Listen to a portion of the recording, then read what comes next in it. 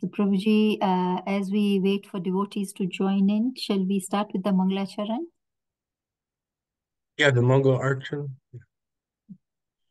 Om Ajnanatimirandasya Jnananjana Shalakaya Chakshururmilitam Yena Tasmai Shri Guruve Namaha Shri Chaitanya Manobhishtam Stapitam Yena Bhutale Dina Bhutale Swayam Rupa Vayamupa Tadamayam Mayam Bhagavati Ati Swarupada Swapadantikam Vandeham Shri Nam Guru Shri Shri Guru Yuta Padakamalam Padakamalam Shri Gurum Shri Guru Vaishnavamscha Vaishnavamscha Shri Rupam Nam Sagrajatam Sagradatam Sahagana Sahagana Raganatam Sadhaitam Sajivam Sajivam Sadvaitam Sadvaitam Savadvaitam Savadhutam Avichana Vicham Sahitam Sayitam Krishna Shri Krishna Chaitanya Dev Chaitanya Deva Shri Radha Shri Krishna Radha Krishna Padam Padam Sahagana Lalita Shri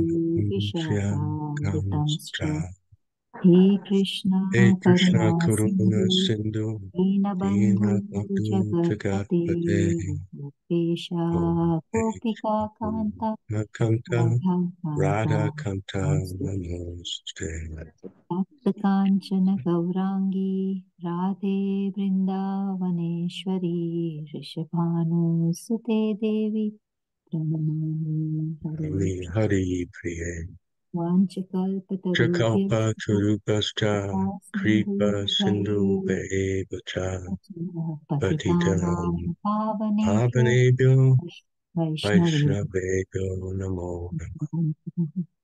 Shri Krishna Chaitanya Chaitanya Prabhu Prabhu Nityananda Nityananda Shveta Shri Advaita Gadadhara Gadadhar Shri Vasadi Vasari Gaur Bhakta Vrinda Hare Krishna, Hare Hare Krishna Krishna, Hare Krishna Krishna Krishna, Krishna Hare Krishna Hare, Hare Hare Rama, Hare Hare Rama Rama, Rama. Rama Rama Hare. Hare. Hare Krishna Prabhuji, thank you very much for joining in. Please accept our humble obeisances on behalf of everybody who have joined the group and are about to join. Prabhuji, we are reading the Srimad Bhagavatam. We are on Canto 2, which is chapter 9, which is answers by citing the Lord's version. And today we are on text 39. Prabhuji, I hand over to you. Hare Krishna. Is that a particular paragraph or the whole thing? The whole, because now the purports are short. I think for the Chatur Shloki, the purports were so long we couldn't finish it. So we were taking a Okay. paragraph at a time. But now with this, I think we just do one paragraph at a time. I mean, one verse at a time, and the purports are short. All right. Om Namo Bhagavate Vasudevaya. Om Namo Bhagavate Vasudevaya. Om Namo Bhagavate Vasudevaya. So we're continuing with our study of Srimad Bhagavatam, Canto 2, Chapter 9, Text 39, chapters entitled Answers by Citing the Lord's Version. And herein, as we may know, Lord Brahma is being instructed by Bhagavan Sri Krishna in the essence of the Bhagavad philosophy. So this is text 39. Antarhitendriyartaya hare vihitanjali sabhabhuta mayo vishwam sasarjadam sa urvavat. Someone would like to repeat, say the verse? Repeat yourself. Indriya yarthaya hareya Hare vihintam vihitanjali sarvabhuta sabhabhuta mayo mayo vishwam vishwam saraschedam sasarjadam sapurvavat. sarvabhuta. Dr. Dennis? Hare Krishna. Antar Hinde Driya Adaya Haraye Vihita Chakri Vihitanjali Sarva Bhutama Sarvabhuta Mayo Vishma Vishwan Vishwam Sasarjita Sapurvavat. Hare Very Krishna. good. Hare Krishna. Antarhita, on the disappearance. Indriya Artaya, unto the personality of Godhead, the objective of all senses. Hariye, unto the Lord. Vita Anjali, with folded hands. Sarvabhuta, all living entities. Maya, full of. Vishwam, the universe. Sasarja, created. Idam, this. Saha, he, Brahmaji. Purvavat, exactly as before. Translation by His Divine Grace A.C. Bhaktivedanta Swami, Srila Prabhupada. On the disappearance of the Supreme Personality of Godhead Hari, who is the object of transcendental enjoyment for the senses of devotees, Brahma, with folded hands, began to recreate the universe full with living entities, as it was previously. So someone can read a paragraph or two of the purport, please. Purport by Srila Prabhupada ki Jai. The Supreme Personality of Godhead, Hari, is the object for fulfilling the senses of all living entities. Illusioned by the glaring reflection of the external energy, the living entities worship the senses instead of engaging them properly in fulfilling the desires of the Supreme. In the Hari Bhakta Sudyodaya 13.2, there is this following verse. Akshona phalam vardasha darshanam hi taho phalam vardasha gatra sangha jivya phalam tadrasha kirtanan hi sudurlabhe bhagvata hi loke. O devotee of the Lord, the purpose of this visual sense is fulfilled simply by seeing you and to touch your body in the fulfillment of bodily touch. The tongue is meant for glorifying your qualities because in this world, a pure devotee of the Lord is very difficult to find.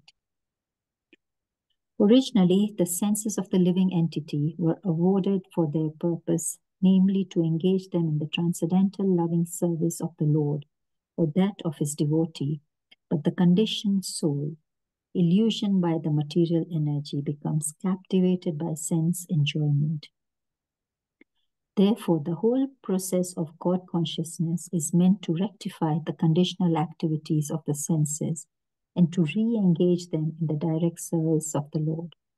Lord Brahma thus engaged his senses in the Lord by recreating the conditioned living entities to act in the recreated universe. The material universe is thus created and annihilated by the will of the Lord. It is created to give the conditioned soul a chance to act, to return back to Godhead. And servants like Brahmaji, Naradji, Vyasji, and their company becomes busy with the same purpose of the Lord, to reclaim the conditioned souls from the fields of sense gratification and return them to the normal stage of engaging the senses in the service of the Lord. Instead of doing so, that is, converting the actions of the senses, the impersonalist began to make the conditioned soul senseless and the Lord also senseless. That is improper treatment for the conditioned souls. The disease condition of the senses may be treated by curing the defect, but not uprooting the senses altogether. When there is some disease in the eye may be cured to see properly. Plucking out the eye is no treatment. Similarly, the whole material disease is based on the process of sense gratification, and liberation from the disease condition is re-engagement of the senses to see the beauty of the Lord, hear his glories, and act on his account. Thus, Brahmaji created the universal activities again. Hare Krishna. Over to you, Prabhuji. Krishna, thank you so much. So the text again for number 39.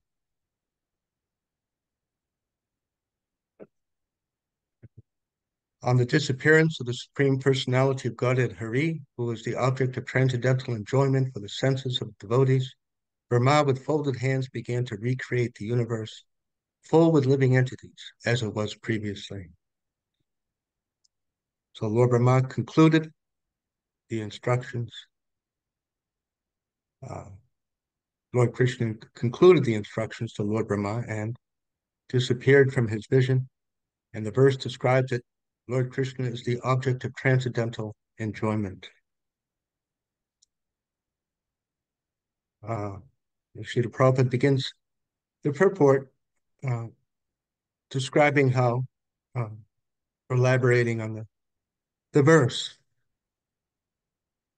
that our original identity, nature, is to be engaged in the service of Krishna, just like now we are engaged in the service of our families, our country. We hear this fulfilling the senses, worship of the senses. An alternative word that we can put most of the time that Srila Prabhupada uses elsewhere is fulfilling desires. We say sense gratification. It means desire gratification, obviously. But sometimes it's helpful for cognition, for our understanding of anything, to hear it from put in different words. And on that note, Srila Prabhupada instructs or advises in the first canto of Srimad Bhagavatam, I think in the second chapter, that more important than hearing is repeating. Because by repeating, we get realization, he says. So here is a open special credit for making advancement in bhakti, devotional service. I've tried it myself to some extent, and of course, so many other devotees, much more than I. But it doesn't have to be any grand thing. Just next opportunity that we have, just, I read last night, I heard last night, and just explain it. That's all. And so simple thing, it can become a habit, and we don't have to become annoying that every time I see this person, they're just talking about Krishna. I mean, we can have human pleasantries, hello, how are you? And then somehow speak something. We know that this hearing and chanting, Shravanam Kirtanam, it is the essence of bhakti, especially in this age of Kali. And it does good for us, and it does good for others. And it helps to maintain Krishna consciousness for ourselves and for others. And so powerful. Just think, in an ordinary mechanical way, writing a report on something or repeating anything just ordinarily helps us to grasp it more deeply. But with the spiritual subject matter, as it is said in the beginning of the conversation between Maharaj Pariksit and Shukadev Goswami, that everyone is purified because this Shabda Brahman is Krishna, whether we realize it or not. We are putting our consciousness in the spiritual son of Krishna. So we are doing so much good just by any little thing that we can say. And then there's another level of benefit that by repeating, especially to different people, we may have a friend at work that's a little spiritual, something, a neighbor. So we can practice putting what we heard or read in a way that they can understand, which helps us to learn and to be taught by Krishna within our heart how to present this bhakti yoga, this spiritual knowledge, to all sorts of people, for myself, what I started doing, I would read something and then I would just write. Um, Sometimes a few sentences, usually a few paragraphs.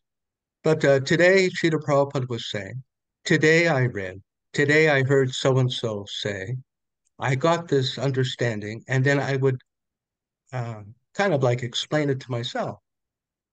And then I got the idea, Krishna gave me the idea, or Srila Prabhupada, because down below in this purport, Srila Prabhupada writes or presents to us the understanding of why we are here. People ask, why are we here? Why did God make us? What is this world for? And so within 3 or 4 sentences, it's completely covered that we are here to revive our service to Krishna. And it is the business of the pure devotees of the Lord to do this. They're very busy, Srila Prabhupada says, acting, teaching, helping the conditioned souls to revive their service to Krishna, engaging their desires and fulfilling the desires of Krishna. So, so we are doing that. It may seem like such a little thing, saying something to another devotee, or our wife or husband or parent, but that is that work. It is teaching Krishna consciousness, which is so dear to Krishna. As Krishna says, there is no one more dear to me in the world than one who teaches the science of bhakti yoga to my devotees. So I'm just thinking how powerful this simple habit is and how much benefit it will bring to us uh, mechanically and mystically, transcendentally. Uh, Krishna, Lord Chaitanya, especially, of course, when we perform our bhakti yoga with specific intent. It's possible someone could help us. Of course, many people do help us. Sometimes we help other devotees, especially when we first met devotees, and we didn't really think a whole lot, just, oh, I like this person and they want me to help in the temple, let me help. But of course, the more full our willing, conscious intent that this will please Lord Chaitanya and Lord Nityananda, this will please my spiritual master. I'm going to do this to please them. I'm going to say something about Krishna. And that is a higher level of bhakti. And in any case, Krishna notices. There was a narrative that some of us may have heard of a mouse that ran across an altar and the whisker or the tail caught on fire. And Lord Vishnu, Krishna is such a nice person. He thought, oh, you are offering me puja. And the mouse, the soul, attained very high position in the next birth because, oh, you rendered me service. So Krishna is so liberal. The pure devotees have said about Lord Chaitanya that he is very, very uh, enthusiastic to find even one good quality in us, whereas we are not always like that. Sometimes we're looking for the faults, or sometimes we're always looking at our own faults too much. But Lord Chaitanya's Krishna is not like that. He is not like that. We should kick that uh, thinking out of our head, remind each other that Krishna's not like us. He's not so severe and critical, looking to shoot us down for our faults. He's not like that. Of course, we will enjoy the results of our own activities, but not because Krishna is personally out to get us, or he is like some critical father, just always. No, he's not like that. So beneficial. is this speaking about Krishna, engaging our senses. So Srila Prabhupada is like Lord Brahma. In the verse, Lord Brahma is going to engage his desires, his senses, in fulfilling the desires of Krishna. And Srila Prabhupada quotes, or perhaps one of the previous commentators have quoted this verse from Hari Bhakti Sudadai, that, O devotee of the Lord, the purpose of the visual sense is fulfilled simply by seeing you. To touch your body fulfills bodily touch. The tongue is meant for glorifying your qualities, because in this world, a pure devotee of the Lord is very difficult to find. So Srila Prabhupada gives some,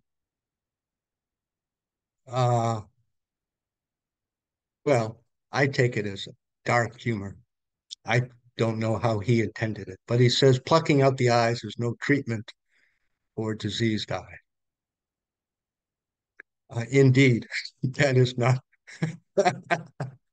you know, plucking eyes.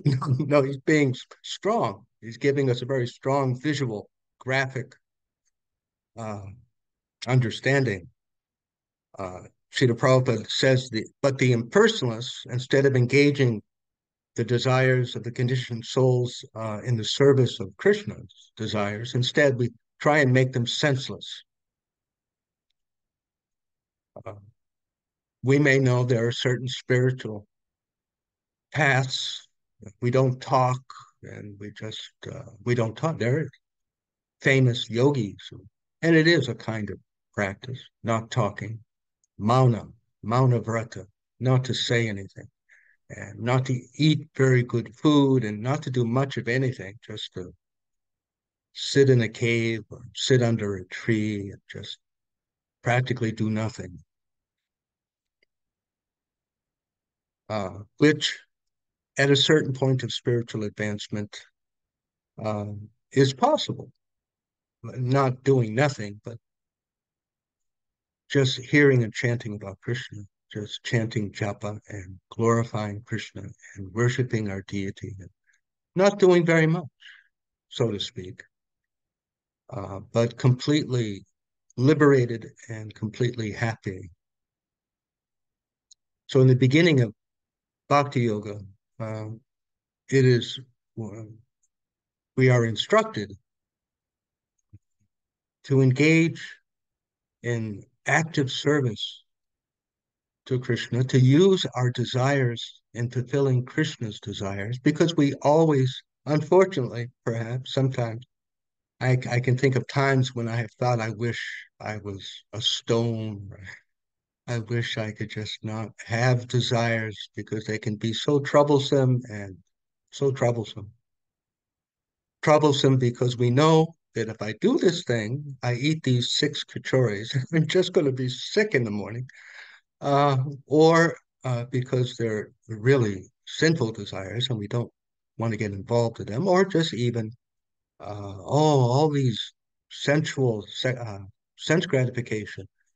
Uh, yeah, where will I be in my next life? Uh, but the unhappy news is that we can never get rid of desires. The good news is that we just have to learn what to do with it. That's all. Very sensible thing, just like a child. Either I'm sure some of us have children or we have seen children. It's a lot better to give a child something to do different than just tell them, stop it, stop it, stop doing that. Go sit in the corner. Really, just sit in the corner. That's just it's not reasonable. But to divert, do this. Here, come over here, do this. Distract the attention. Because by nature we have desires. We are people. We are persons. We have feelings. We can't deny that we have feelings. We can't deny that we have desires. And so instead of plucking out our eyes or going off into a cave or something, just uh, utilize our desires in the direction of Krishna. You want to see something beautiful, see the deity of Krishna, the paintings of Krishna. You want to listen to something, there is so much music in relationship to Krishna. We have videos, we have television. We want to eat, that is a big thing. Eating, huge. So we don't say just eat rice and a little salt or bread. What a horrible, hard thing to do. Just eat bread and rice for weeks. Uh, but instead, let me offer to Krishna. Let me understand that Krishna is a person and he appreciates offerings made to him. And the arrangement is that I accept the offerings myself. And so we can offer Krishna tasty food and we're happy. Prasadam is our secret weapon. And we have, I just love to make money. I'm always thinking, great, make money, make crores of rupees or dollars, do it for Krishna's purposes. Well, Krishna doesn't need money. What are you talking about? Well, he has things he wants done. He wants everyone to never suffer again, to become free from the cycle of birth and death. Very wonderful desires Krishna has. And so I can dedicate because in this material world, as Srila Prabhupada quotes a verse, there's a verse, I think it's in the second canto, somewhere, that in this material world, preaching Krishna consciousness is bhakti. Krishna wants that. Parichanaya sadhanam panasya tutuskritam. He wants everyone. He wants the sinful activities to be stopped, pious activities to be encouraged. He wants the devotees and those who want to be devotees to have the opportunity. So there's so much to do. There's so much business and money to make and children to be taken care of and children to be taught, marriages and husband and wife, so many things, all in the direction of this glorious, wonderful service to Lord Krishna, to help fulfill Lord Krishna's noble, wonderful, humanitarian desires. What a wonderful person Krishna wants. We hear about celebrities, the different actresses who help the elephants and the orangutans around the world. So many people have humanitarian desires. Doctors, what's that called? Doctors for, I forget, there's a famous organization, doctors who travel around the world and offer their services for free or reduced services. And then there's special clinics and doctors who focus upon children who have damaged mouths and they're not able to eat, they're blind. Such nice people, caring. So Lord Krishna, he wants everyone never to suffer any kind of pain. And we can use everything and use all of our desires in whatever way that we can to assist. Oh, wonderful. I remember before meeting the devotees, like many people, I would think, oh, what can I do to help the world? How things can be a better place, especially in our teenage years. We're not cynical yet. The world can be a better place. Uh, and so then, uh, so many things. But to put our energy into the effort so that we never suffer again, to become free of all suffering permanently. Wow, what a wonderful thing. What a wonderful way to spend one's life. And I get benefit too by participating. So we hear Srila Prabhupada speaking like this repeatedly, that whatever talent you have, whatever abilities you have, whatever you have according to your past karma, engage that in the service of Lord Krishna, in the service of this Sankirtan movement, in the service of the most compassionate, loving Lord Chaitanya, Lord Nityananda. And be happy. In the beginning of this purport, see, Srila Prabhupada writes, Lord Hari is the object for fulfilling the senses of all living entities. Somewhere in here he speaks about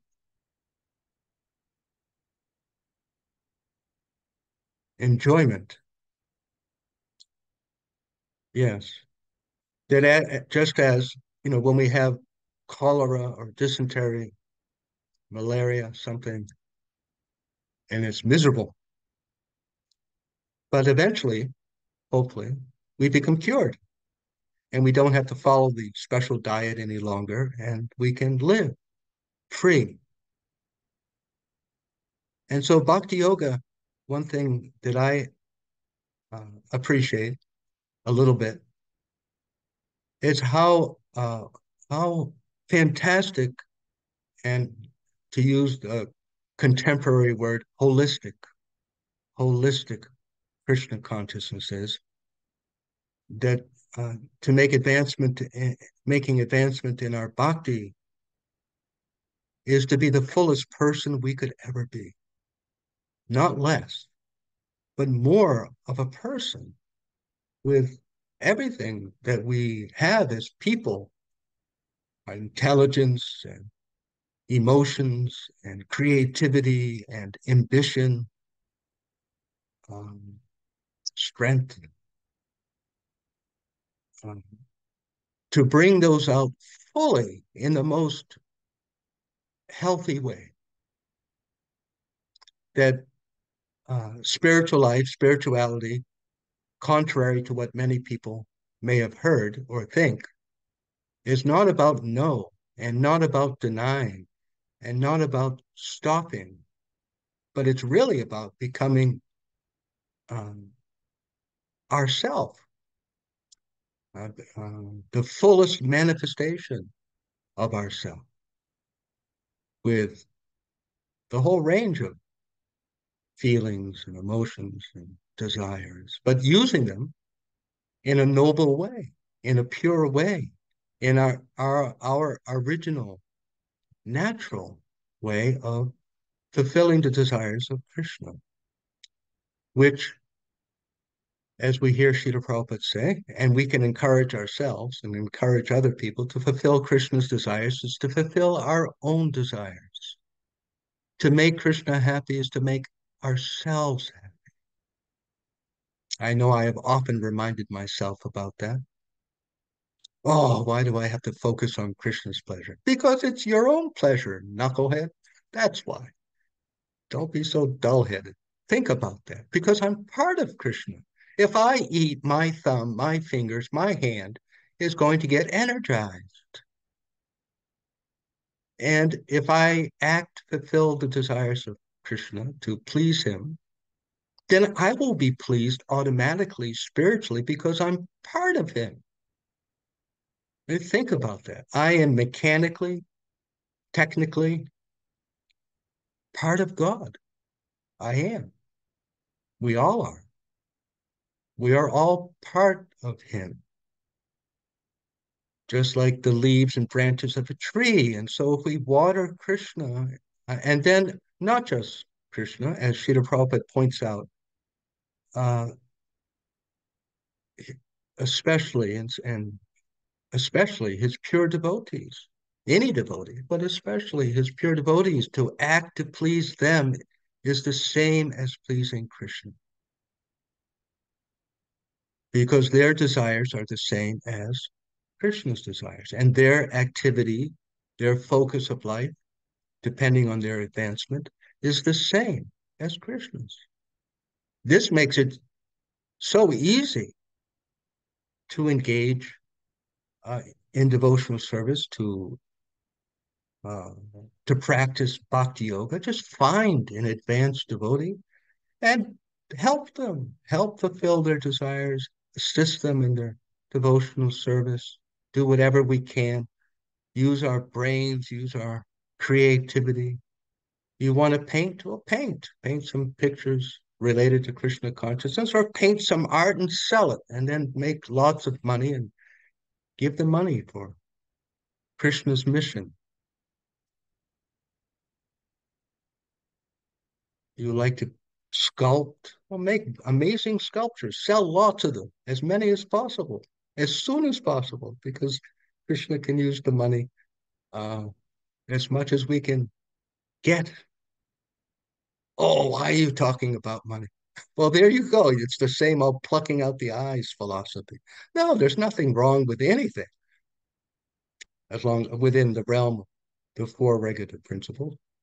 Uh, the only wrong is when we don't engage it in fulfilling the desires, and it becomes purified and we get ecstatic. People think, oh, if I play music, I'll be happy. I like to play music. I like to sing. And when we do that, we feel happy. But if you do it for Krishna, you'll feel 10 times, 100 times more happy because you're doing it for him. Param Drisvar Nivartate. I was looking over this purport, uh, and some thoughts came to my mind. Uh, I guess I'm not a dull stone. But before I go on to them, any discussion or comments so far? Some thoughts? Hare Krishna, Prabhuji. I don't want to stop the flow, but just a quick I stopped it. question. Yes. Yeah. A quick question. So when you are talking of desiring to eat the 6 kachoris at one time, I was thinking, so who desires? So, and I remember that the two birds. So one is the soul and one is the super soul. The soul is keeping on eating the fruits and fruits and fruits and not even looking at the super soul, the other bird. So I I know the desire, the soul desires, but the intellect says yes, no, yes, no. Yes, you can eat 1 kachori, but not 6. And the mind says, go on, eat 2, 3. It's not going to harm you. I mean, it depends on your um, mood you are in. So I was just thinking to myself, does the soul really desire to eat those 6 kachoris? I know it's not the super soul. Mhm. We will discuss that. That's a very, very good question and interesting question. If you don't mind, we'll just put that on hold for the moment. Any other questions or thoughts?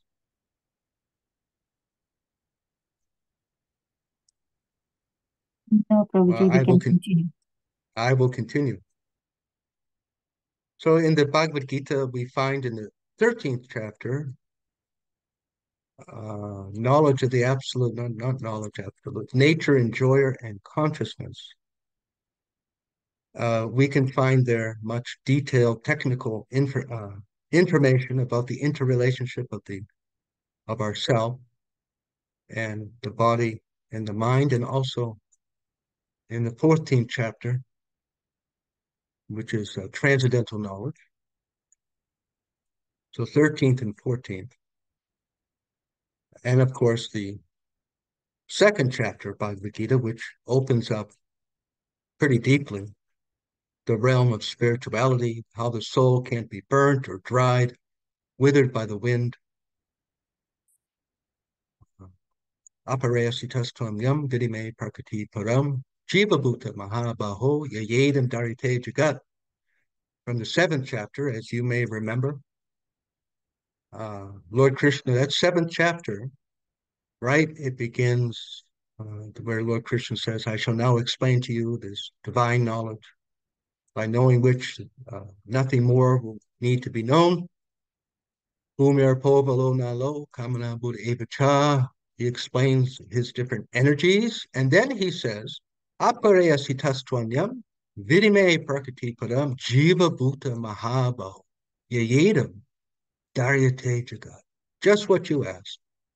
That besides this earth and water and fire and air, and aside from the mind, mana, and buddhi, intelligence, and ahankara, separate from all of those is us. Apare, apara. And as you say, yayedam daryate jagat. He says these living entities are struggling with material energy, eating 6 or 8 kachoris, although they don't want to, or maybe they think they do. Yayedam daryate. And then again in the 10th chapter, Manastas Indriyani Prakriti. What is that? Manastas Indriyani Prakriti. Forget how that verse goes. That where he says that these living entities, all of you, Jiva Bhuta Sanatana, Manastas Indriyani, Prakriti Starni Karshati, same thing, Karshati, struggling, that we are the eternal spiritual sparks of God, but we are struggling with the 6 senses that include the mind. Manastas Indriyani. The senses, the 5 senses, and then the mind. The mind is the 6th. So I remember I was reading, not to bring myself out, but it's I think it's a fairly good example.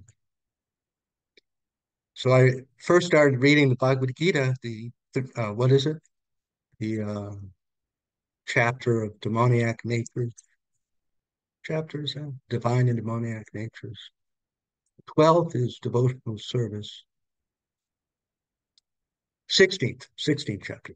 So I was reading, and it was describing, Lord Krishna says that the divine souls have these qualities, and then the demonic souls, the demons, they have these qualities.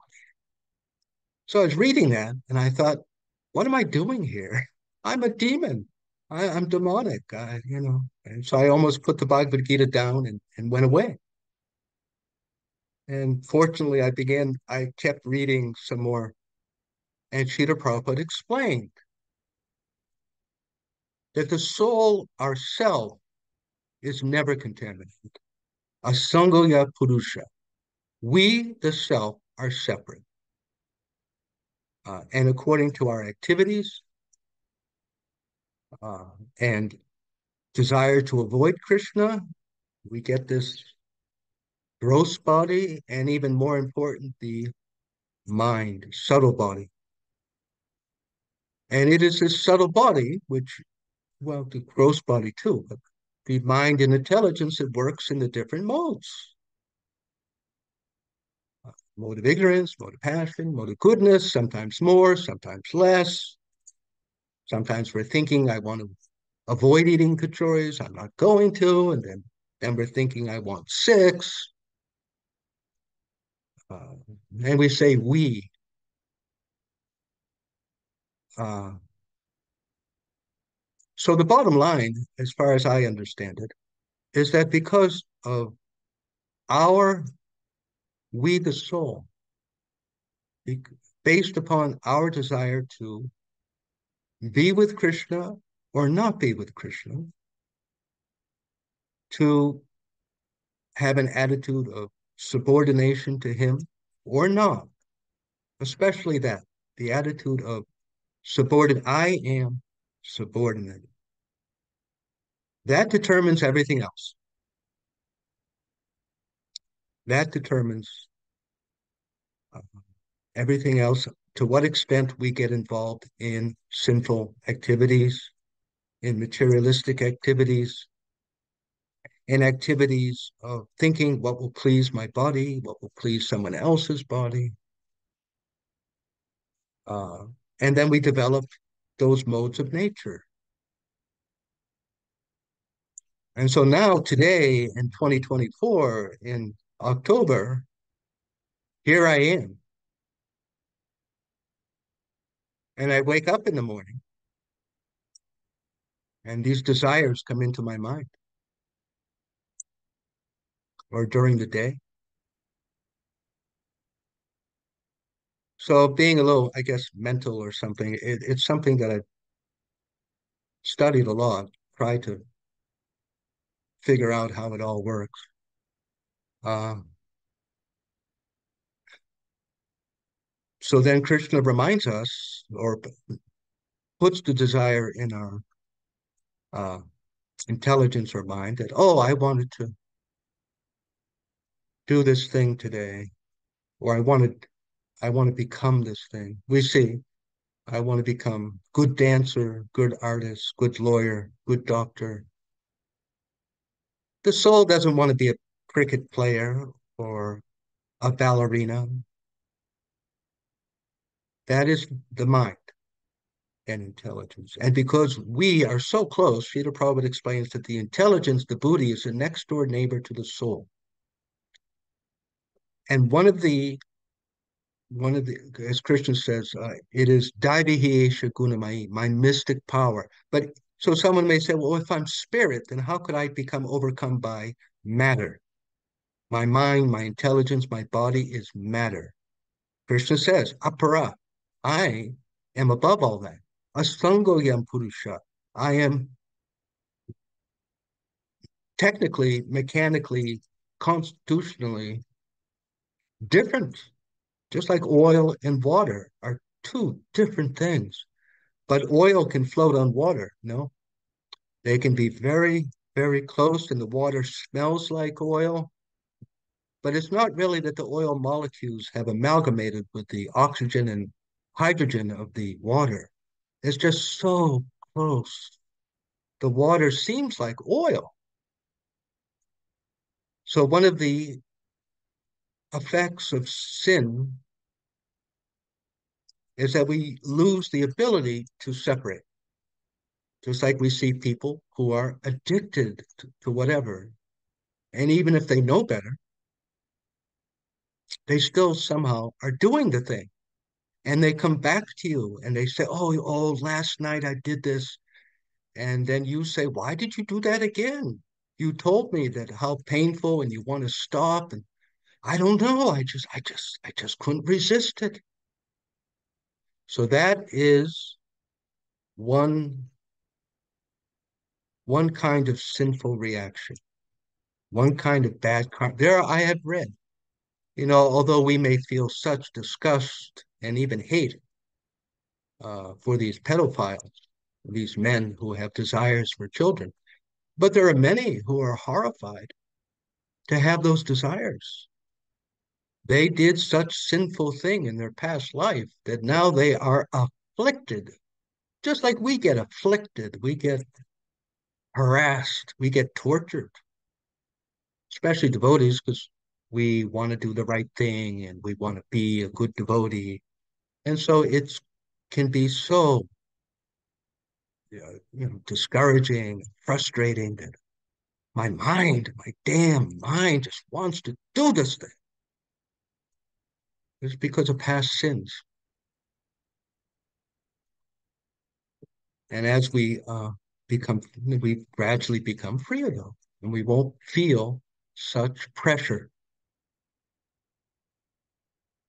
Just the animals more or less have no choice. Their tongue wants to eat, they're grabbing the apple off the stand in the market, right? Dogs and cats, they just, whatever urge of the body, they do it. And we humans have more ability, obviously, as you pointed out, by the intelligence. No, I'm not going to eat 6 kachoris. My stomach will hurt. I just can't chant my japa in the morning. Can't do that. Don't want to do that. Or whatever it is.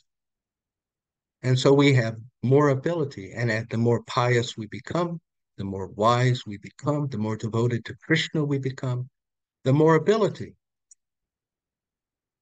And it's not necessarily the desires go away. They may become reduced to nil, as Srila Prabodhananda Saraswati. Whenever I think of such desire, I become disgusted.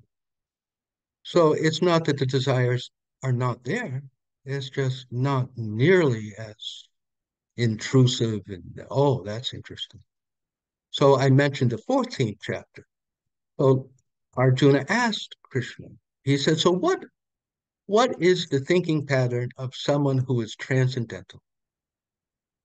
And Lord Krishna immediately replied, one who is neutral, while the mode of ignorance and passion and ignorance, goodness, one who is equal all the movements in the mind and all other people's mind and the whole material, one who is neutral. Oh, that's an interesting desire. So comes and it goes. Neutral. So as far as as Peter Prabhupada explains, the soul is the next door neighbor of the intelligence, and according to our past activities, Lord Krishna is our alarm clock. He is our memory. It's like he reminds us what we wanted to do, isn't it? We get the in our through our intelligence, we get through our heart that, oh, I have to see the doctor, I have to do this report, I have to do this, I have to do that. All these things come. So just think, I like to remind myself that it's a struggle sometimes. But just like we get a little wake up call, like when you stay in the hotel, sometimes the phone will ring. Oh, you wanted a wake up call at 8 a.m. So we get all these wake up calls, isn't it? We see some food or some car, or another woman or another man, and oh, I wanted to.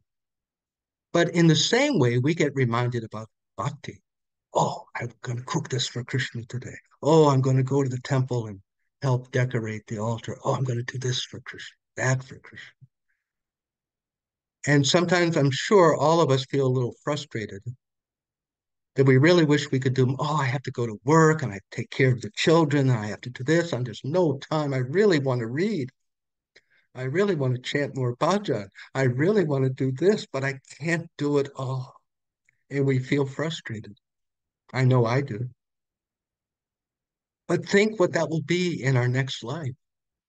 If we don't manage to go back to Godhead in this life, in our next life, Krishna will be giving us that wake up call. Oh, you wanted to do this for me. You wanted to do that for me instead of all the nonsense desires. So you see, it builds. It builds. We say that bhakti yoga is usually a multi-life process.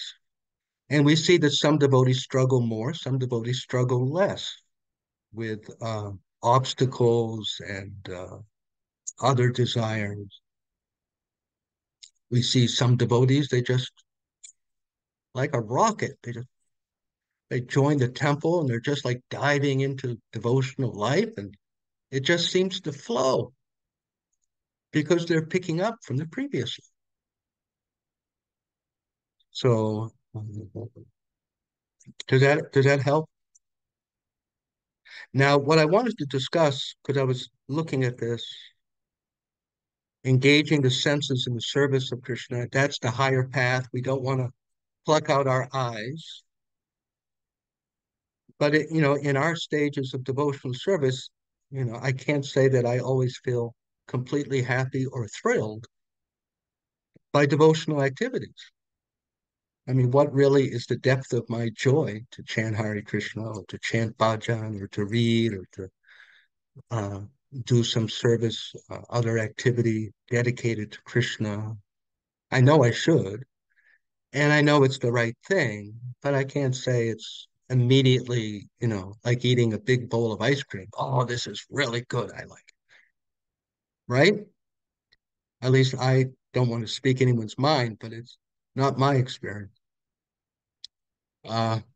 And not only that, but then sometimes we're still bothered, pestered by the other desires at the same time. I want to do that. So it's like between a rock and a hard place, and all of us struggle with it to one degree or the other. Um, the pure devotees, I mean, it's no mystery. No one should feel like, oh, how do you know that? Well, because Krishna himself and his pure devotees have said that until we come to the stage of prema, it may be infinitesimal, but there's still some unwanted contamination.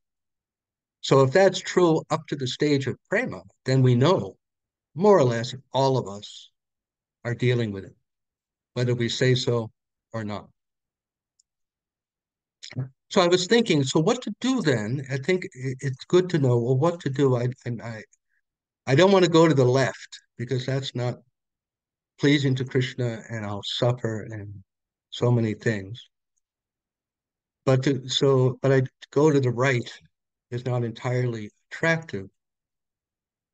So this is the stage of Vaidhi Bhakti where we do things because we know it's the right thing to do and we have confidence uh, that we'll be more happy uh, as time goes on. We'll develop the param drisvar nivartate, the higher taste, the higher pleasure. Uh, and there's probably, I don't think there's a whole lot more that can be said other than we just have to do it and then experience it. And encourage ourselves that Krishna is watching. He knows our struggle. There is a wonderful verse or two or three verses in the sixth canto. I mentioned them some classes ago, related to Maharaj Tritaketu. And there Krishna says that he is one. He is obtained. He gives himself to devotees who resist material desires because that's our love. I'm going to show Krishna I want him. I don't want to mess up my japa. I'm not going to eat these six kachoris, although I really want to. I'll have three, and that's it. And Krishna sees that. It's a kind of love. It is love. I want you. I want freedom from bondage to Maya. Of course he's going to be happy with us. And then we will feel the spiritual pleasure.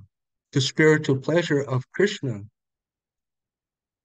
reciprocating with our interest in spirit.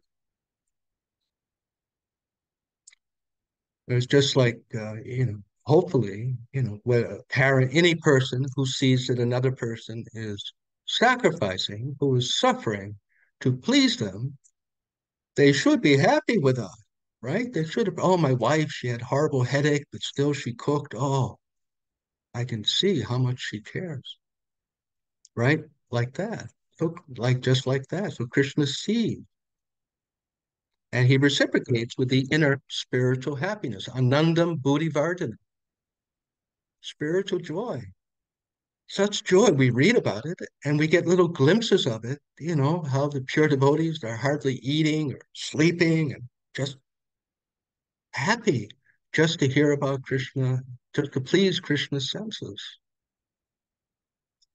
So that is coming for us more and more. So in the beginning, it may be a little hard. There's just not much more that can be said. We just have to resist these things and put our attention into devotional activities. And especially, in the very beginning, when we first come in touch with Krishna consciousness, but perhaps to some extent always, the right choice may be that which is better than the other choice. It may not be the perfect choice, but it's better. You really want to listen to some music or watch some television, but I'm not going to watch some sex movie or so. I'm just going to watch this other thing. So it's better. It's very important to appreciate this point. Um, Whatever helps our Krishna consciousness is wanted, within certain boundaries, of course. And as we have talked about before last week, for each of us, whatever it is, it is. The other thing that crossed my mind from some limited personal experience and understanding also, so we don't have much time, but we should not neglect to give our children and our parents and our spouse the emotional and physical affection that they need. Not just that, but perhaps even deeper, the valuation. That's because to love someone means to value them. And we all want to feel wanted. If we don't feel wanted by our wife, we're going to be looking to be wanted somewhere else, isn't it? It's well known, both for boys and girls, especially girls, perhaps, but both. If young girls don't feel valued, especially by the father, they will look for the masculine affection somewhere else. Because just like Srila Prabhupada is saying, these things are natural. They're real things. And so we may think that, well, if I spend time playing with my children, I just really want to read some more. I want to take care of my deities. I want to do some Krishna. I want to go preaching. I want to do something Krishna conscious. And so we neglect our wife, her emotional needs, our husband or children. That won't help their Krishna consciousness. And even worse.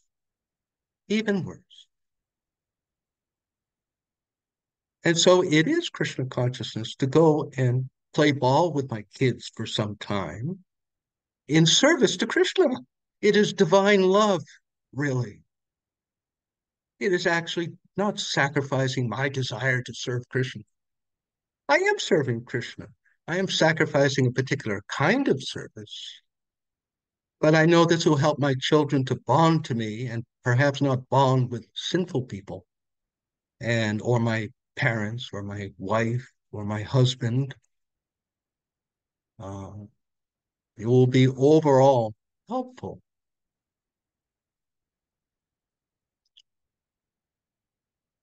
It is a this is the impersonalism because we are people, we are persons, and even though this world is temporary, it is real. It's not all Maya. If I neglect my children just to go to Vrindavan and dance with Krishna, because that was Arjuna's. He said, Varna Sankara, if we kill all these soldiers, the women and children won't be protected. They won't feel valued by me, by us. They'll find it somewhere else and possibly be some wrong man. Their children won't be cared for. They'll grow up messed up. You see? That was, it's not just my cheap psychology. It is there within the Shastra to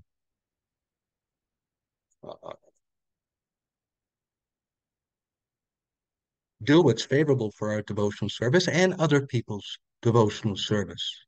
It is our responsibility, and it may not always be our first desire. Oh, I really don't want to do that. I don't want to sit and do this but I must. It is my duty within boundaries. We're not going to smoke marijuana with our children or our husband, but within the realm of the regulative principles and sensibility, we must give ourselves to Krishna. Any questions or comments?